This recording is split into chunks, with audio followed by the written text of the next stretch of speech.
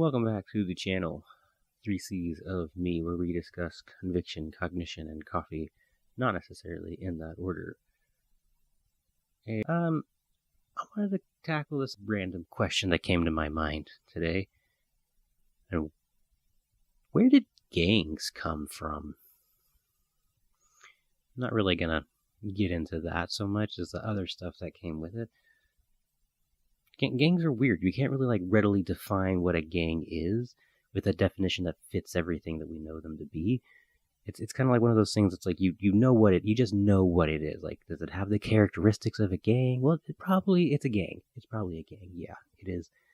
So, yeah, gangs have been around forever. We know that in Rome there were gangs, and in England, medieval times, robbers. There were gangs. I mean, the American colonies had gangs before they were like, "Go away, Britain, I'm an adult now." Yes, exactly like that. Angry teenager was tired of the oppressive regime of tyranny. I can speak. At the time, that was the evil British Empire.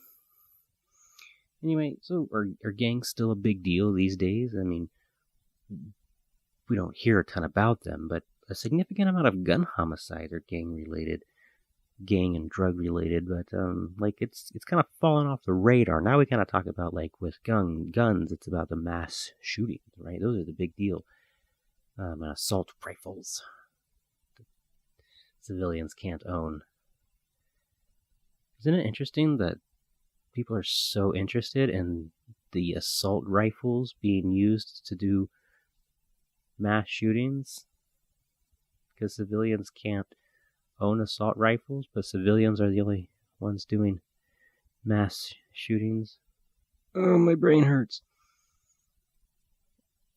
There's a ton of talk about the history of gangs in America specifically, but not a lot in other parts of the world. And I wonder why that is. It's kind of an interesting topic. I don't know, maybe I'm missing something.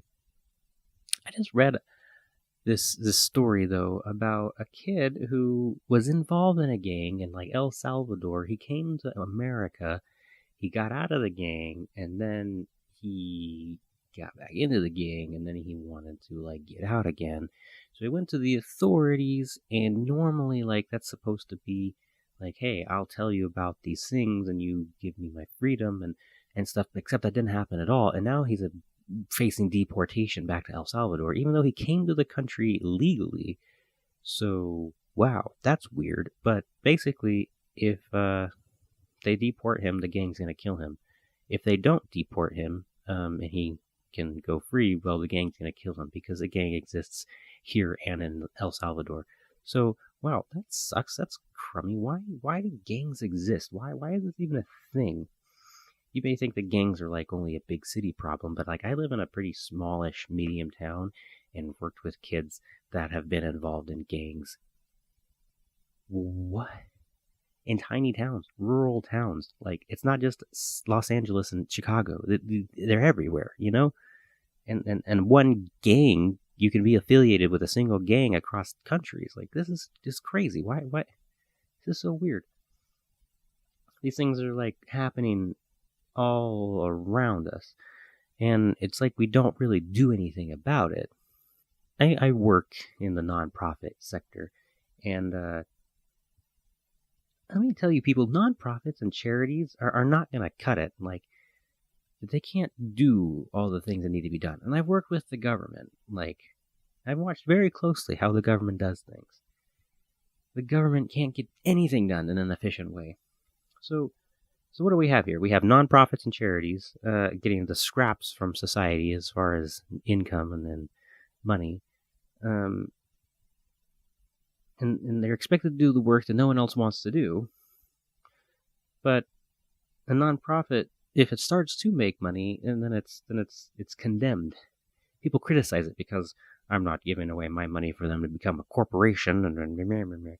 So what, you want to leave the government to tax you from every single possible angle and then use your money to fix everything? You want to give the government your health care and you're protecting you with the military and the roads, and then you really think the government can do everything?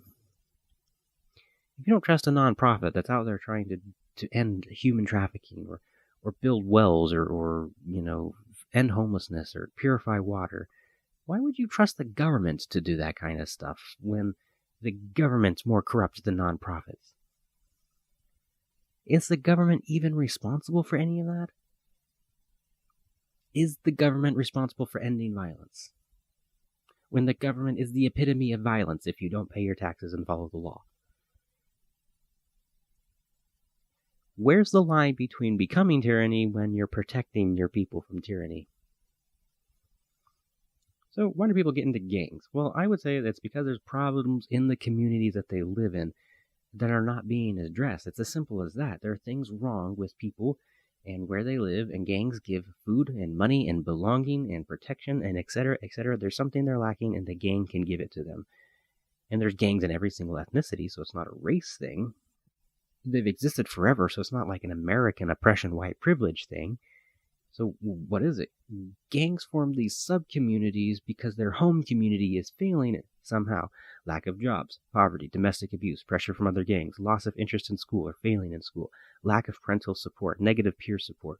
What do these things have in common? Well, they're community aspects, or in most cases, the lack thereof. So what do? There's too many problems going on in our communities, and there's too many problems in our families. At least this is just my perspective. So what are you saying? Gun violence and gangs and human trafficking and poverty and racism are all just problems because there's problems within the family?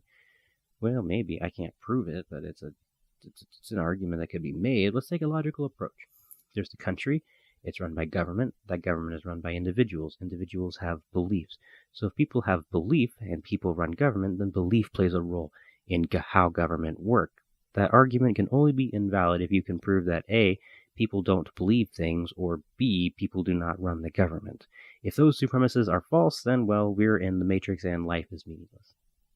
If the logic holds true, then we should follow that line of belief from politics to origin.